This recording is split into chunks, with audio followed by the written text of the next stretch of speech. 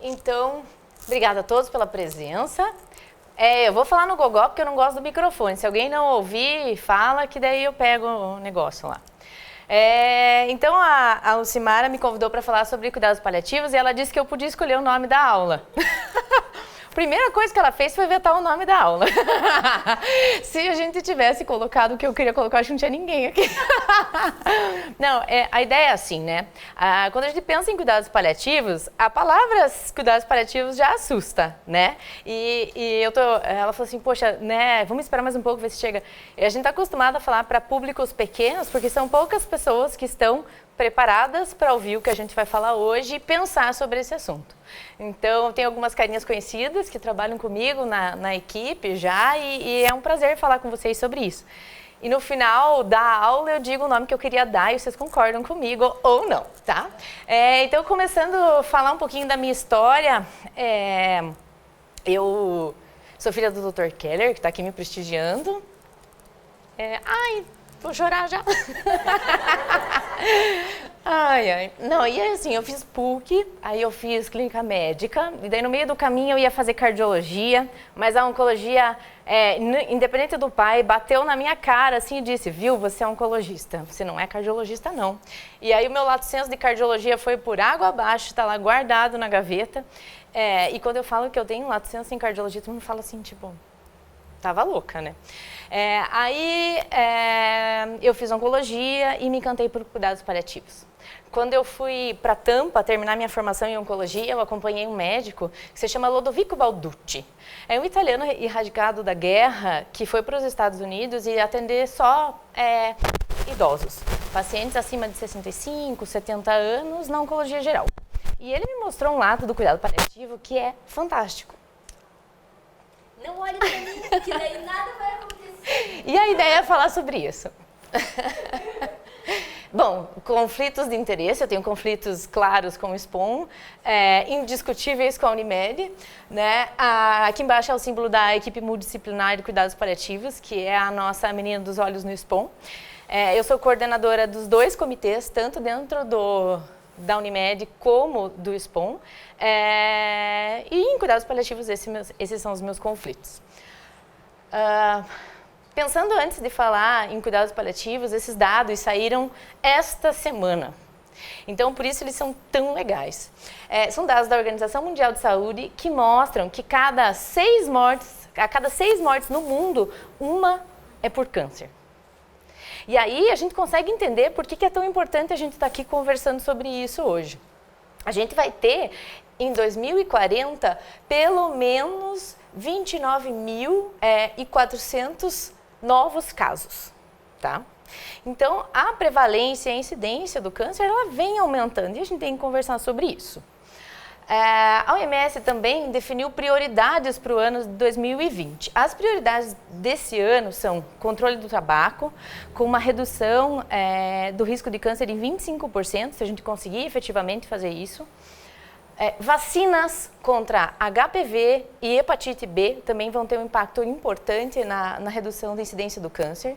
Prevenção do câncer do colo do útero, que a gente está falando de países de baixo índice de desenvolvimento e países mais pobres. Lembrem que o câncer do colo do útero está associado aos índices de desenvolvimento e é um dos critérios do IDH, tá? Diagnóstico precoce, quanto antes a gente descobrir uma doença grave como câncer, maior a chance da gente oferecer cura e tratamento, né? Oferecer tratamento, então ampliar, a OMS entende que a gente não trata todas as pessoas que a gente deveria tratar e isso tem que ser ampliado. E aí, bem bonitinho, cuidados paliativos para todos. Tá? Hoje, se você perguntar, a gente vai falar dos conceitos, se vocês perguntarem se a gente consegue atender o número de pacientes que a gente deveria atender em cuidados paliativos, não, muito longe disso. Tá? A gente está muito atrás no cuidados paliativos, mas não é só aqui no Brasil, não é só aqui em Ponta Grossa, é no mundo todo. Tá? É uma lacuna muito grande e é um mito muito grande. Quem sabe aqui o que é cuidados paliativos? Mônica é café com leite, não pode falar. Alguém quer arriscar? Olha, eu acho que é um cuidado que você tem numa pessoa que provavelmente não vai ter cura, e os cuidados para dar uma qualidade de vida Isso. Não sei se eu estou certa, eu entendo. Sim e não. Né? O cuidados paliativos, ele vem, a definição hoje é que nós estamos falando de cuidados holísticos, tá? Esse é o conceito também do ano passado, de novembro do ano passado, ofertado a pessoas de todas as idades que se encontram em intenso sofrimento pelo seu estado de saúde.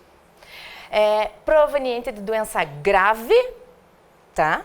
Então a gente amplia isso que você falou, mas a gente inclui o que você disse. Especialmente aqueles que estão no final da vida, tá? O objetivo, portanto, é melhorar a qualidade de vida dos pacientes. E aí, olha que legal, a gente estende isso à família e aos cuidadores. Quando que vocês, como família, foram incluídos no processo do tratamento de alguém?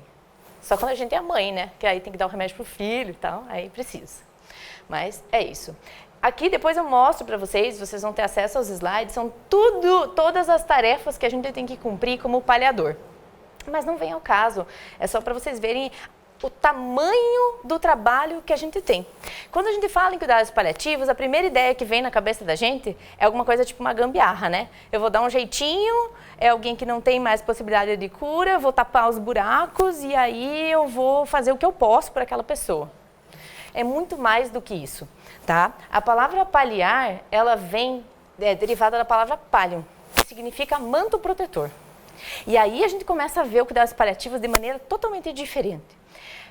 Esse nome deriva lá da época dos monges, onde as pessoas eram acolhidas nas cruzadas e recebiam mantos para se proteger das intempéries da natureza. Quando a gente fala em cuidados paliativos em saúde, não é uma intempérie da natureza? Então, tudo que a gente pensava que era gambiarra, está absolutamente errado. É um conceito absolutamente antigo, inadequado e que está presente não só em nós, população geral, mas como todas as equipes e profissionais da área de saúde. É um conceito que está lá no fundo da nossa cabeça, que é um jeitinho que a gente vai dar. Mas não, é muito mais do que isso. Historicamente, a Fabiola, lá no século V, foi uma mulher muito importante. Ela foi a primeira a criar uma instituição chamada hospice, que era uma hospedaria para viajantes e pessoas desconhecidas. Então, as pessoas que transitavam eram acolhidas nessas casas. Eram casas de apoio, não eram hospitais, não eram áreas de cuidado, eram só lugares que teriam comida e abrigo para esses transeuntes. No século XIV, a gente teve uma ideia da redenção das almas. Então, os monges acabavam acolhendo as pessoas que estavam vivendo a sua terminalidade. Pacientes que estavam enfrentando o fim da vida e não tinham para onde ir, eram acolhidos pelos monges. E esse conceito continuou até o século XV. No século XV, eu adoro essa imagem, ela não é bonita, a resolução dela não é boa, mas eu acho que ela diz muito sobre o que era o cuidado naquela época. A gente vê que as enfermarias, elas eram leitos, todos voltados para um altar central que mostrava para nós o aspecto divino da vida e da morte. Então, as pessoas que estavam nesse lugar, elas viam as outras pessoas morrerem, viam outros melhorarem e entendiam isso como um aspecto natural da vida da gente, né? Por que a gente perdeu esse conceito? Vocês vão lembrar comigo de que há alguns anos atrás a gente falecia algum familiar, a gente ia na casa, né? A família se reunia. Por que a gente foi perdendo esse vínculo da morte natural e foi institucionalizando e foi ficando com tanto medo de falar sobre o fim da vida, né? Porque a gente teve uma revolução, e eu vou mostrar isso para vocês. E aí, no século XVII, os abrigos surgiram. E os abrigos, eles eram para os pobres, órfãos e doentes. Também não tinha diferença, não tinha característica de hospital, e sim característica de hospedaria, né? As características de hospitais, com curativos, propriamente dito, vieram só no século XIX. E aí, ela mudou o termo hospice e definiu que o hospice era um lugar para os pacientes terminais, tá? O que eu falei para vocês? Uma revolução. Qual foi essa revolução? o diagnóstico e a definição de que o câncer, que é a doença que a gente fala mais em cuidados paliativos, por ter sido historicamente um divisor de águas, ela foi definida como doença orgânica. E aí o que a gente fez? A gente mecanizou. Surgiu quimioterapia, surgiu radioterapia, o antibiótico se tornou mais acessível, a gente teve tecnologia, acesso à tecnologia. O que isso fez? Fez com que a gente levasse mais pessoas para a UTI, que a gente levasse mais as pessoas para o hospital e perdesse aquele entendimento do fulano morreu em casa porque era a hora dele, porque era o momento dele. E isso trouxe para nós um foco totalmente diferente. Nunca mais a gente falou de pessoas, a gente falou de curar doenças. Né? E quando a gente foca em curar doenças, a gente deixa de lado essas pessoas aqui. Essas pessoas em que realmente o limite da tecnologia, da ciência chegou. São pessoas como nós, que por algum momento e em algum momento de nossas vidas vamos enfrentar isso. Como a gente quer que isso aconteça? Alguém já parou para pensar nisso? Né? A gente vê que é a minoria, porque a gente não pensa em como a gente quer morrer. Né? Porque é difícil mesmo. Porque é difícil você pensar assim, eu não quero pensar em morrer, eu quero pensar em curar, em tratar. Mas e se? E quando for? Porque, desculpa, mas vamos. Não vamos do exercício.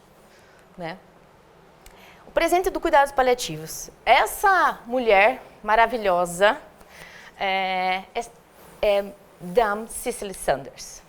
Ela é a pessoa mais importante no cuidados paliativos no mundo moderno. Ela faleceu em 2005 e ela era enfermeira, assistente social e médica. Tá? Coisa pouca, né? Igualzinha a minha. Não, ela tem uma história muito bonita. Então, ela estava ela mesma descrevia que ela teve um chamado. Então, na vigência da Segunda Guerra Mundial, ela foi atender os feridos, os soldados. E aí ela conheceu um polonês, que é esse moço aqui, o David Tasman. E eles tiveram, há quem diga que foi uma amizade muito profunda, há quem diga que foi um amor não correspondido, enfim. Ela teve a oportunidade de cuidar do David até o final da vida dele. Ele teve a sequela da guerra e depois ele teve um diagnóstico de câncer. E essa relação tão bonita, tão pura, gerou nela um desejo de criar um lugar para receber as pessoas que estavam passando por tamanha dor e tamanho sofrimento. E ela recebeu dele, no testamento dele, 500 pounds e ele escreveu: eu serei uma janela na sua casa.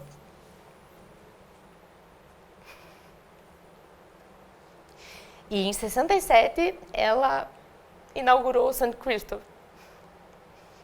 com a janela no nome dele. Sim. Onde é o acolhimento para todos que hoje usam o hospice. E ela morreu lá, em 2005. Eu não posso olhar para vocês, metade tá chorando já. Vou ficar de costas.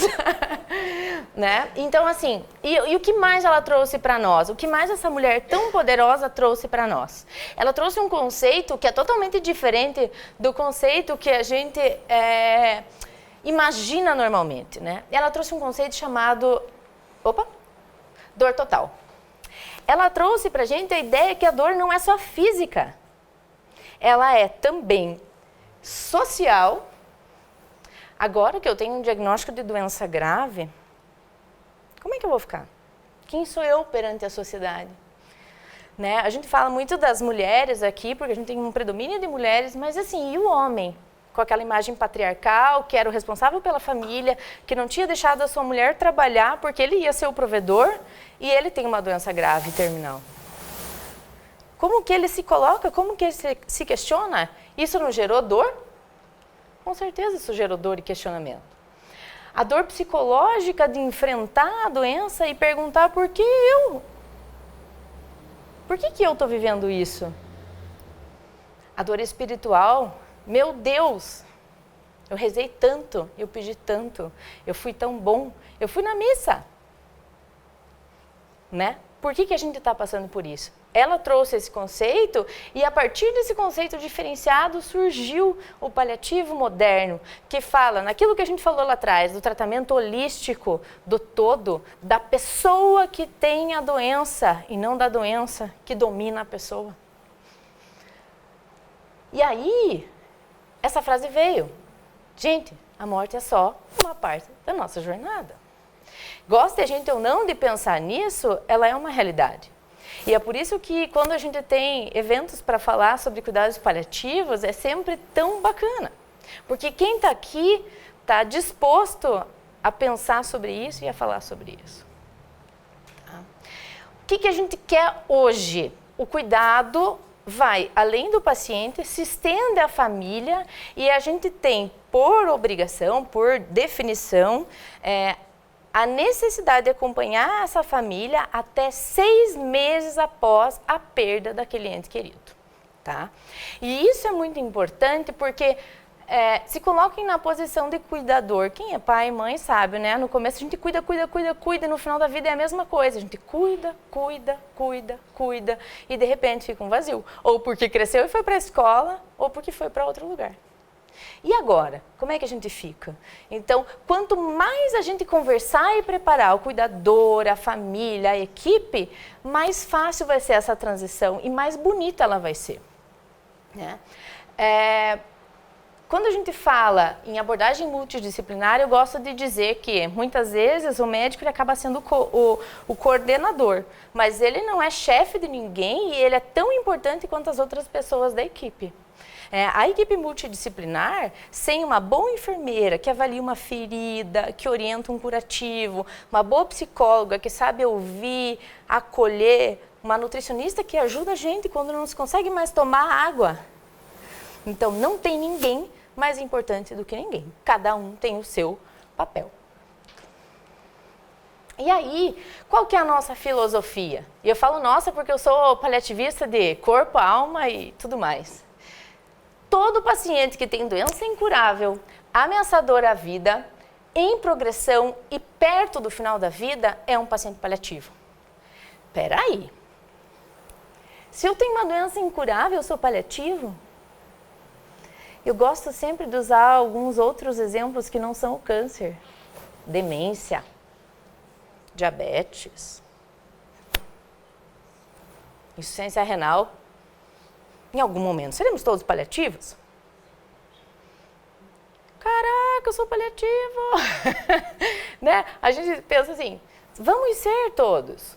Né? Isso faz parte do processo. E qual que é o bacana disso tudo? Quando a gente está tratando, às vezes, um tumor, a gente está focado, né, resultado, PET, rádio, cirurgia, cabelo. E aí os negócios não vão bem. E aí você vai constar e você escuta, olha, piorou, voltou, progrediu. Palavras que a gente tem medo, né? E você acha que é fácil pra gente falar isso pra quem tá ali do outro lado? De maneira nenhuma. Mas qual que é a ideia? A doença pouco importa. Não importa o tempo, mas sim como. Né? E o que a gente percebe no final da vida? Quando a gente tem os pacientes numa situação dramática, em casa, no hospital, numa situação... A família se culpa de dizer, gente, talvez seja melhor deixar aí. E assim, as pessoas têm vergonha de falar isso. Mas na verdade é isso mesmo. Às vezes a gente tem que deixar de ser egoísta e deixar a vida seguir o seu rumo. O que você fez? Né? Outra coisa que a gente vê bastante, a Mônica pode comentar comigo, famílias participativas têm passagens tranquilas. Famílias com conflito são passagens doloridas. Né? E isso faz a gente pensar como a gente leva a nossa vida hoje. Né? Essa outra mulher também, a Elisabeth Kübler-Ross, também é muito importante. Ela escreveu um livro sobre a morte e o morrer. quem se animar de ler, é um livro da década de 70, ele foi lançado em 69, e ela trouxe uma reflexão muito importante, e acho que todo mundo aqui já passou por todas essas situações, né? Quando você tem um diagnóstico de doença grave, você fala assim, não é verdade, não é, eu vou consultar outro médico, eu vou fazer outro exame, e não vai ser nada disso. E aí raiva, né? Estão filmando, eu não posso falar palavrão. Normalmente eu usaria um palavrão para falar assim, gente, e agora? Por que isso aqui comigo? E aí um dia eu assisti um TED de uma médica que era intensivista e ela fez um diagnóstico de câncer de mama nela mesma. E ela disse, por que não eu? No final dela ter ficado rebelde, revoltada, gente, eu sou médica, como é que... Por que não? O que te faz tão diferente das outras pessoas que vai fazer com que você não passe por isso? Não. Negociação. Se eu fizer tudo bem certinho, certeza que vai dar certo. E às vezes não dá. E não depende do que você fez. E nem do médico, e nem do remédio, e sim do que está, não sei porquê, planejado por nós. Planejado para nós. Tristeza, depressão, né? É triste passar por um diagnóstico de doença grave. Sempre que você tem isso, vem um questionamento de sentimentos tristes e faz você pensar em tudo que você fez, o que você gostaria de ter feito diferente, pessoas que você deixou para trás que você não gostaria de ter deixado, e isso tudo gera uma tristeza. E depois, a aceitação. Não, é isso. Beleza. E eu sempre falo para os meus pacientes, lava o rosto, chora, lava o rosto, mas vamos embora. Porque é isso. A escolha, se a gente está escolhendo a vida, é isso. Segue em frente. Né? E quando a gente fala isso, por que eu falo isso? Porque a gente tem aquela outra ideia, né? Não, eu não vou chorar. Tudo bem se você chorar. Não precisa ser igual eu, assim, que chora por qualquer coisa. Mas pode chorar. Né? Conceitos importantes. Terminalidade, tá? Eu tenho uma doença ameaçadora à vida, incurável, tá? O conceito de terminalidade, ele vem dos Estados Unidos e ele é uma data limite, 6 meses, que eles usam por questões de seguro, enfim, essas coisas. Mas é um conceito de que a gente está evoluindo mal e que nós estamos sim chegando perto do fim. E a gente consegue isso, estimar isso, né? Claro que a gente pode errar, e não somos longe de ser Deus para definir o tempo de cada um, mas a gente tem hoje escalas que mostram para a gente a probabilidade de estarmos enfrentando realmente um momento final. E aí, o que faz a diferença? A diferença é, desde que eu sei que eu tenho uma doença incurável, eu começar a pensar sobre isso, porque aí eu terei tempo hábil de me preparar para que esse momento chegue. Realizar, a gente fala muito em fechamento de ciclo, né? Fechar os ciclos da vida que precisam ser fechados. Costurar essa linha que falta para que a gente possa realmente ter uma passagem em paz. Né?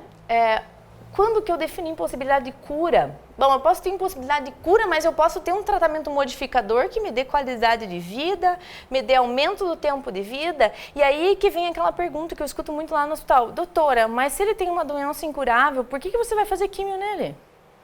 Porque por mais que a doença seja incurável, eu tenho a oportunidade de oferecer mais anos de vida, mais qualidade de vida e jogar isso mais para frente.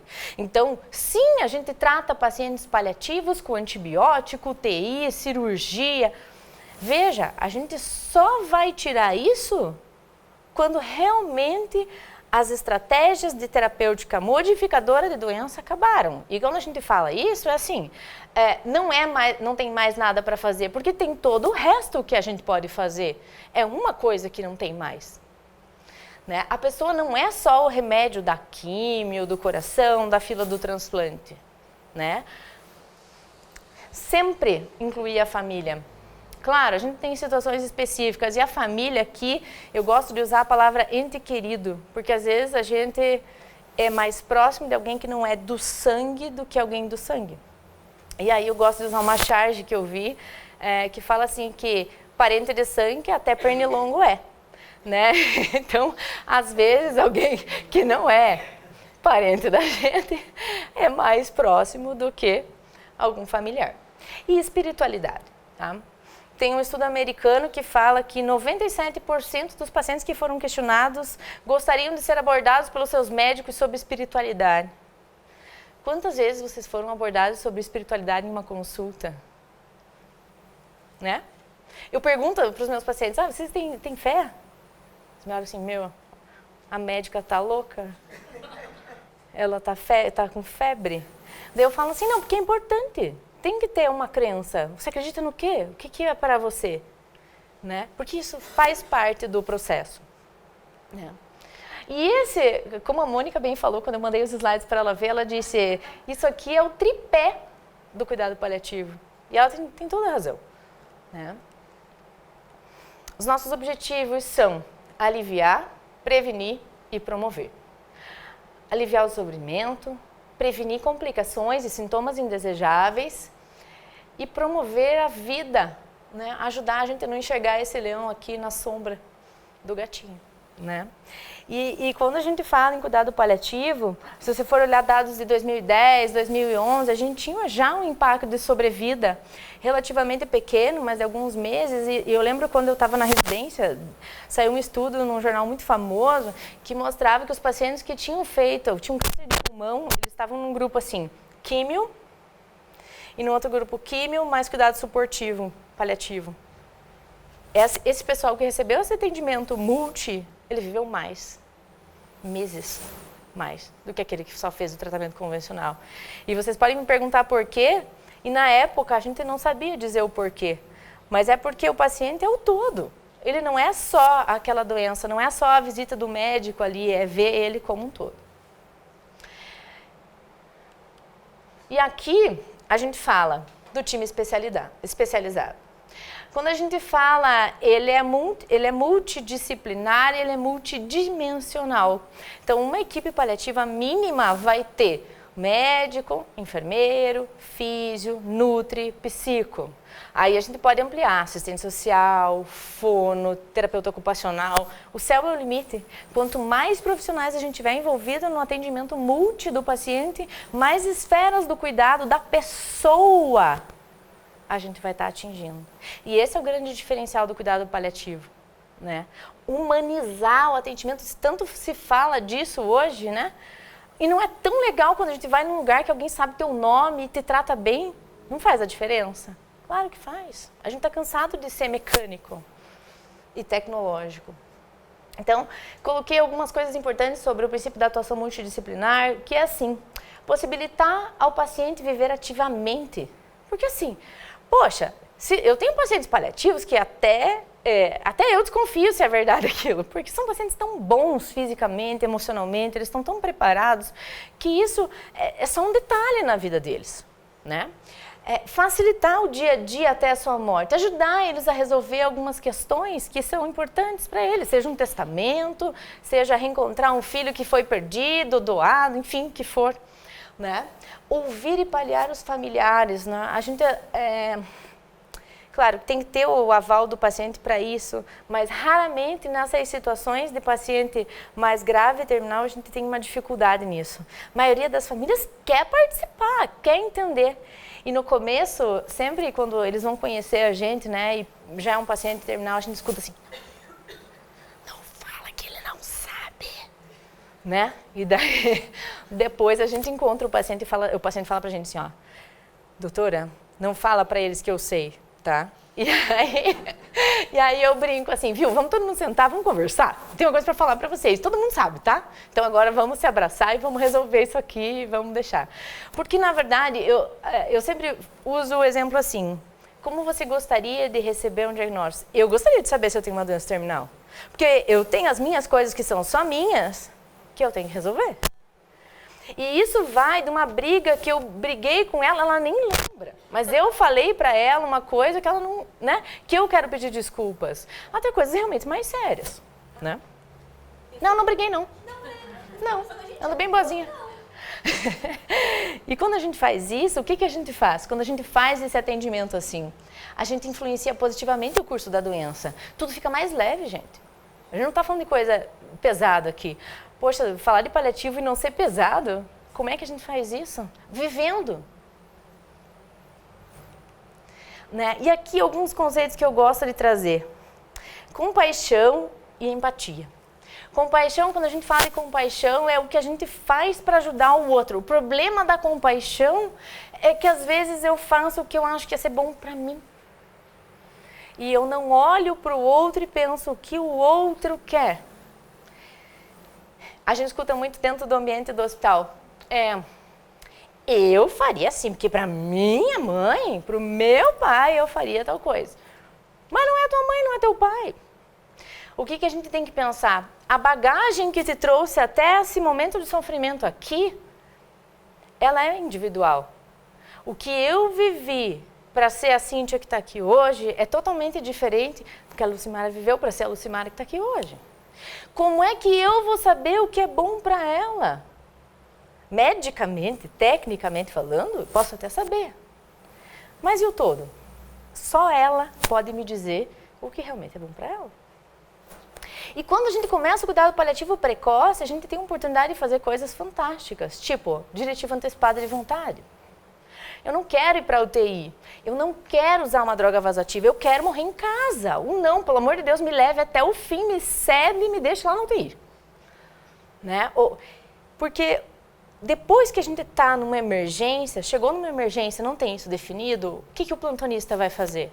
Ele vai ter que fazer as coisas que ele tem que fazer, porque não tem nada definido. E aí, eu gosto bastante dessa frase. O Balint é um psiquiatra muito famoso e ele fala assim: escute as histórias dos pacientes, trate-os como amigos. Eles podem precisar da droga mais forte de todas, o médico. E a ideia que eu gosto dessa frase é assim: para nós que somos da área de saúde, aqui eu sei que tem bastante gente da área de saúde, poxa, escute as histórias. Porque, para quem já fez uma primeira consulta, o que a gente faz? Toma um banho, bota uma calcinha nova, né? Porque vai que o médico vai examinar, tem que estar tudo em dia, escova os dentes, vai para a consulta. E se a gente estiver falando de uma consulta de SUS, a gente tem que ter sorte de não encontrar um médico como eu, que fala bastante, porque a gente vai ter o quê? 15 minutos para falar tudo que a gente tem que falar da doença grave, da doença terminal. Então, assim, claro que no SUS é difícil, mas quantas vezes vocês foram ouvidos de verdade nas consultas? Né? Então, nós da área de saúde, nós temos que aprender a ouvir. Eu vi um estudo horroroso. Ele fala que o médico interrompe o paciente nos primeiros 27 segundos. Então, a gente começa perguntando: oi, tudo bem? O que você tem? Vocês começam a falar, eu começo a falar e ele interrompe. Gente, 27 segundos não dá para falar nada. Né? Então, a ideia é escutar. E eu gosto, e eu sou metida, eu gosto de estender isso aqui, dizer que isso aqui é para todo profissional da área de saúde. E se a gente puder ampliar isso, dizer que a gente tem que ser diferente na nossa vida, a gente tem que ser. Isso aqui é um exercício, tá? Difícil. Isso é difícil. E a empatia. O que é empatia? Por que a empatia é tão difícil? Alguém sabe o que é empatia? É realmente se colocar no lugar do outro. Qual que é o problema da gente ser empático? A gente tem que ter isso aqui. A gente tem que ter o nós, a conexão. Porque para eu entender o que você sente, eu preciso me colocar no seu lugar. E a gente tem que ter cuidado aqui. O profissional de saúde tem que ter cuidado, porque ele pode extrapolar. E ao mesmo tempo que nós, profissionais de saúde, temos que nos envolver, nós temos que entender que nós temos um limite de envolvimento. Porque se a gente for levar a dor de todos os que a gente atende, todos os dias, todas as vezes, a gente vai ficar doente também. Eu gosto de usar esse slide, ele é bem bonitinho, e ele fala assim: o processo do despertar da empatia. a gente fez um trabalho bem bacana que foi o Linda de Lenço.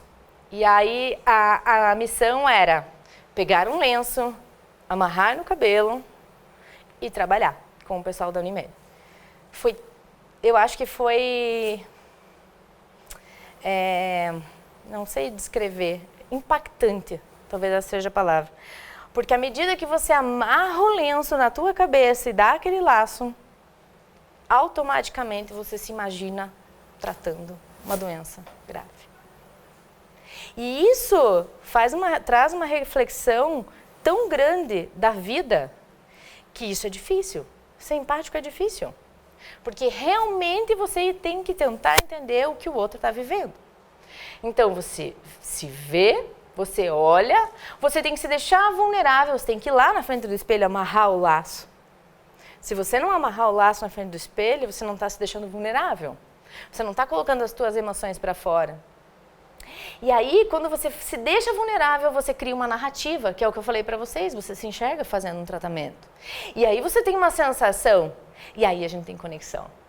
Aí eu consigo agir e refletir na pessoa que eu estou sendo empático de maneira adequada. Então, se ela não quer ir para a UTI, ok, ela não quer ir para a UTI.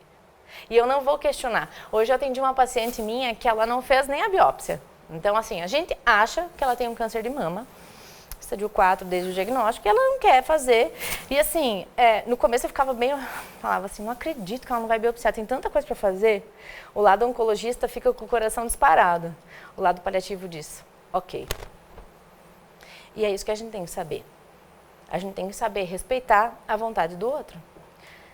E foi engraçado porque os filhos brigavam muito com ela no começo, e hoje a gente teve uma consulta super legal, que a filha chegou grávida e disse, mãe, você tem que viver até meu filho nascer. E foi engraçado, assim, não foi triste, não foi uma coisa triste, foi uma piada que, se a gente for pensar, até de um tom sarcástico, mas a gente entendeu que elas estão numa conexão tão bacana, uma aceitação tão bacana de quem cada um é, cada um tem seu papel na família e está tudo certo.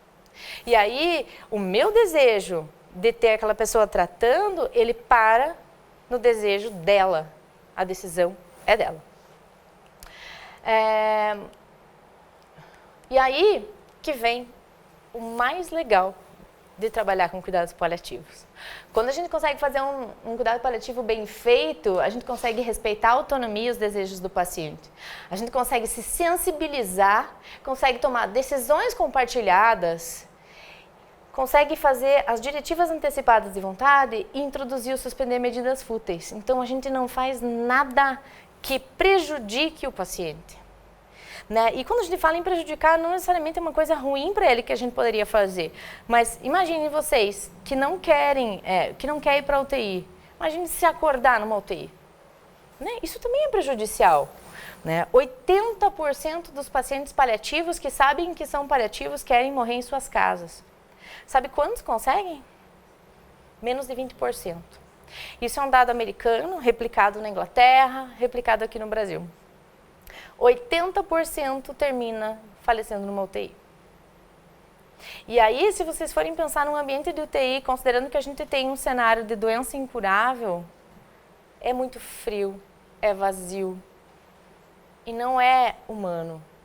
Porém, muitas vezes necessário. Né? Não sou contra a UTI, não me entendam mal, mas ela tem que ser bem indicada. Né?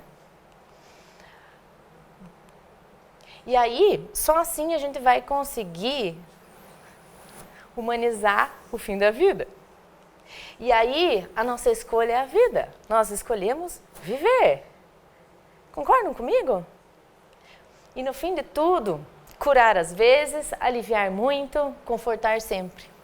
Porque muitas vezes nós não vamos conseguir resolver o problema em si. Mas confortar, nós sempre estamos prontos para isso. E aí, a gente vem outra frase que eu gosto muito. O sofrimento só é intolerável quando ninguém cuida. Porque se nós tivermos cuidado, a doença, o processo do morrer se torna muito fácil, bonito. A gente teve um relato essa semana de uma colega que perdeu o sogro e ela disse assim, poxa, eu nunca fui tão paliativa na minha vida.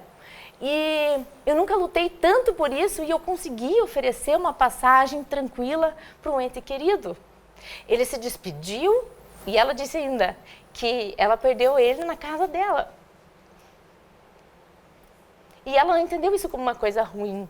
Ela não está mudando de casa, vendendo a casa.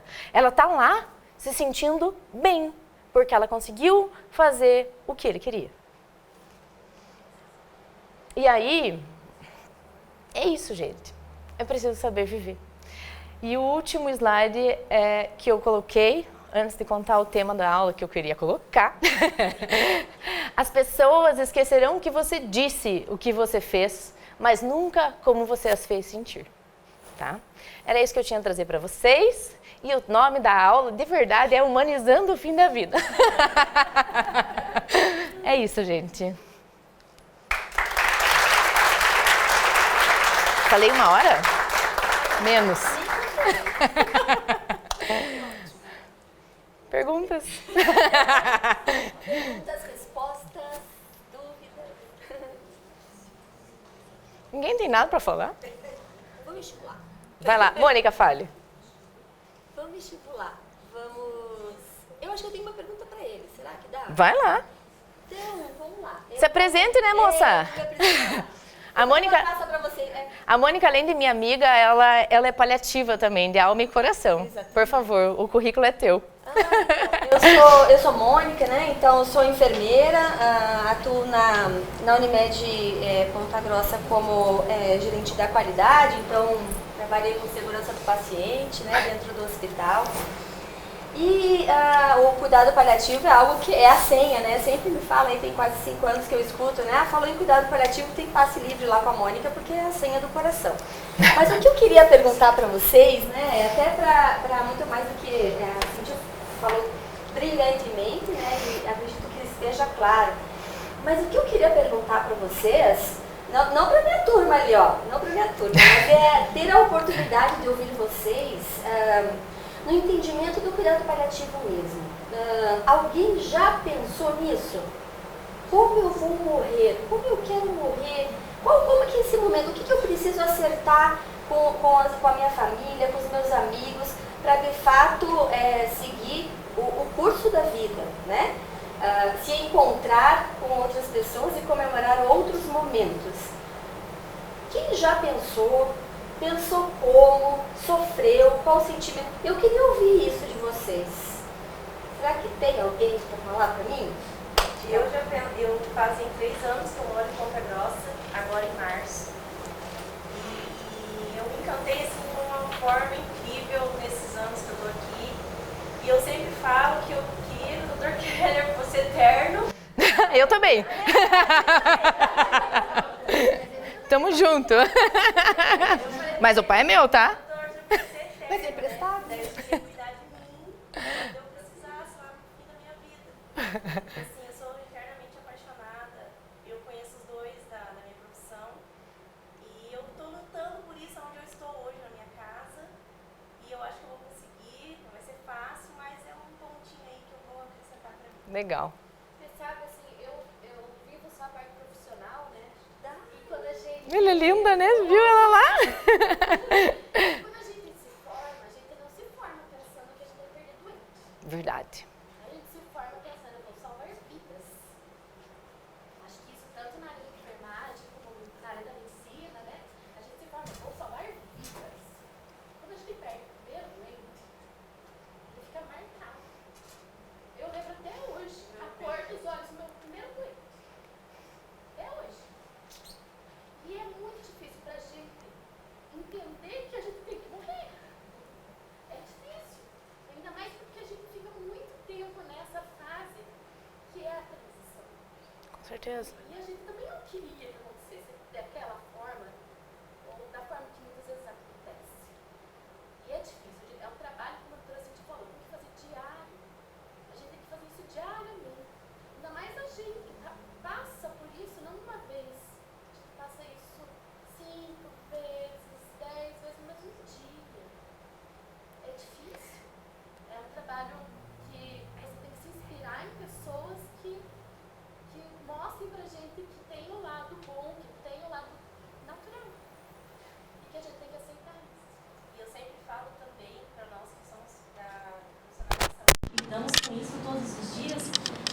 falo para quem está próximo de mim e para quem a gente está trabalhando no dia a dia, não deixe de perder a essência que nós temos. Porque a partir do momento que nós perdemos a nossa essência, a gente deixa de faz por fazer. E hoje nós não podemos fazer por fazer. Hoje nós temos que renovar a nossa essência todos os dias. Porque quando a gente entra na enfermagem, igual a Adriana falou, eu lembro do meu primeiro óbito. Porque foram 2 motociclistas que se bateram frontal numa corrida de moto. E eu fui cuidar do que não tinha do que estava inteiro bagaçado. Todo arranhado, todo quebrado. E o que não tinha um arranhado morreu. Ele simplesmente foi crescendo ao meu lado. E eu fui olhando aquilo, eu fiquei desesperada. E ele morreu. E o que estava todo cortado, sanguentado, viveu. Então, a morte hoje, ela torna, assim, para a maioria dos profissionais, uma coisa muito natural. Vamos levar, tira logo daqui, que o outro tem que entrar. Então, a gente não pode deixar perder a nossa essência. Mônica, eu acho assim que pensar sobre cuidados paliativos, pensar sobre a minha morte é muito difícil. Por quê? Principalmente quando você tem filhos pequenos. Mas eu acho que a maioria das pessoas aqui já... A maioria das pessoas aqui conhece. O ano passado foi uma coisa muito interessante. Eu comecei a ler sobre cuidados paliativos a partir do momento que a gente começou a fazer o projeto Linda de Lenço. A partir do momento que a gente teve mais contato corpo a corpo pessoal com pacientes com câncer. Quando eu saí do papel de médica que faz o diagnóstico e passei a conviver com elas. Foi uma experiência incrível. Foi um crescimento pessoal e como médica. E aí, no auge do lançamento do projeto Linda de Lenço, algumas pessoas sabem, algumas não, eu percebi que a minha sogra tinha perdido 14 quilos. Aí eu trouxe ela de Curitiba pra cá. E ela tem 85 anos. Vamos investigar, fizemos um ultrassom, fizemos exame de laboratório, até que a doutora Margarete me chamou no consultório e falou assim, venha sozinha. Eu fui. Simara, você não está entendendo que a sua sogra tem câncer. Não, ela tem diabetes. E ela está emagrecendo por causa do diabetes. Não, ela tem câncer. E nós precisamos descobrir para ver se é tratável. Eu juro para você que o chão se abriu como se abriria para qualquer pessoa. Ali eu não era médica. E ela sabia que eu não era médica. Enfim, conseguimos fazer o diagnóstico de câncer de pâncreas. O que, numa quarta-feira, ela fez uma endoscopia. O que deu o meu exame? Ela tem 85 anos. Deu uma bolinha. Bolinha não é bom. Bolinha pode ser câncer. E ela ficou deprimida. Eu vi e falei, pode. Eu lembro que era quarta-feira, estava eu, ela e meu filho, o que a gente pode fazer? Vamos fazer um churrasco domingo, que é o aniversário dele? Vamos. Chamei todos os parentes, chamei todos os filhos. Vamos comemorar enquanto ela está bem. Porque todo mundo sabe que o câncer de pâncreas é quase sinal, uma sentença de morte. Aí comemoramos, marquei a consulta com a Cíntia. Só não liguei para ela e combinei. Vamos combinar? Ela não vai para cirurgia porque ela tem 85 anos. Ela vai fazer uma quimioterapia paliativa. Fui lá porque ela é uma médica de cuidados. Eu fui cuidar. Só que ela não sabe que eu sou oncologista primeiro. Eu fui lá para ouvir. Vamos fazer cuidados paliativos. Já tinha convencido a família inteira de que era cuidados paliativos. Aí a Cíntia vira e fala assim, nossa, é um tumor tão pequeno, se ela não tiver metástase, ela vai para cirurgia. Eu juro pra você que eu de longe, eu tinha levado 2 filhos. Eu quase falei, Cíntia, você não leu o roteiro? Não leu o roteiro do nosso combinado? O nosso combinado era quimioterapia, cuidados paliativos. Vamos dar uma vida pra ela. Ok, tá, né? A Cíntia falou isso, olharam pra minha cara, né? Não era o combinado, mas vamos lá. Enfim, só pra resumir a história, ela foi pra cirurgia, enfrentou uma cirurgia de 6 horas. Deu tudo certo. Ela tá ótima. Ela tá ótima. Para um câncer de pâncreas que tem um prognóstico de 6 meses a 1 ano, se eu não tivesse feito nada, ela tá, assim, ela tá muito bem. Eu brinco com ela. Ela fala, eu tô doente. Eu falo, não, você tá curada, entendeu? Porque a gente tem... Mas por que eu conto essa história pra vocês?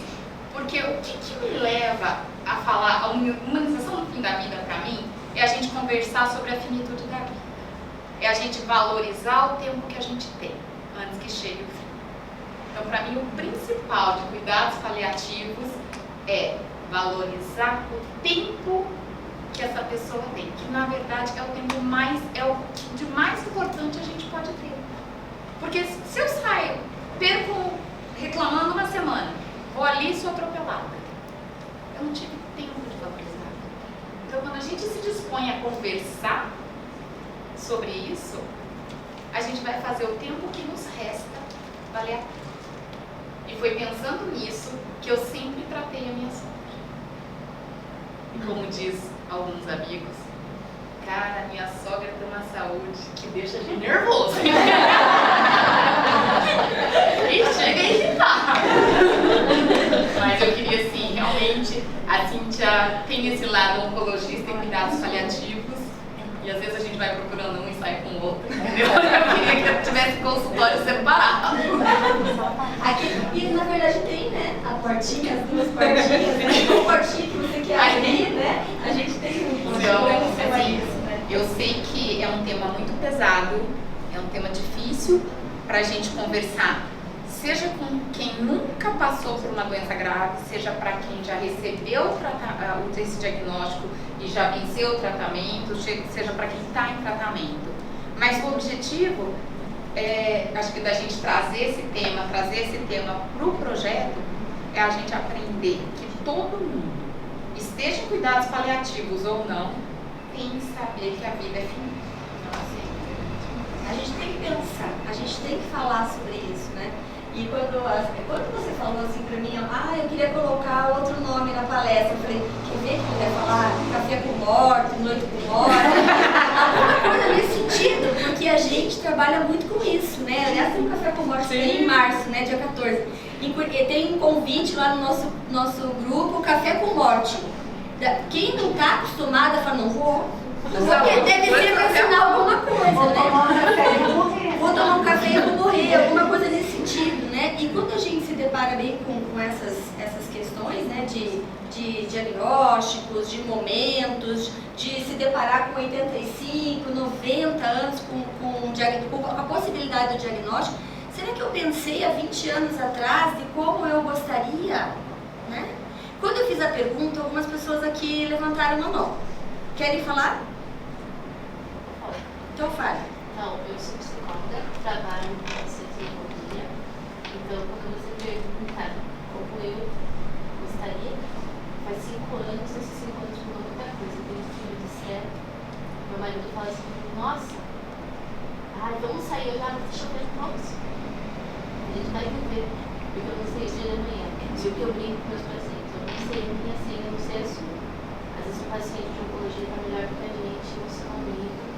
Então eu digo assim, o físico você está tratando, mas a alma, essa precisa muito mais. Então eu digo para eles, o corpo nós estamos do jeito aqui, não levanta. Você não pode sentir dor, fome, sono, mas a dor da alma, então é isso que eu trabalho. Então eu penso muito, né? Como eu quero. É um exercício diário que a gente deve fazer, né? E claro, acho que vai existir outros momentos, né? Uma vez ao mês, né? A gente veio para conversar sobre isso. E assim, sabe o que eu desejo? Que a gente aqui, né? A minha turma que estuda com a gente, que está com a gente ali diariamente, né? Trabalhando, estudando esse assunto. Cada dia a gente lê de novo e aprende de novo. Que a gente tenha picado todo mundo aqui, ó. Para que no mês que vem todo mundo esteja e que se a gente assumir um compromisso de chegar em casa e picar mais um, daí mês que vem mais um, vem você e vem mais um.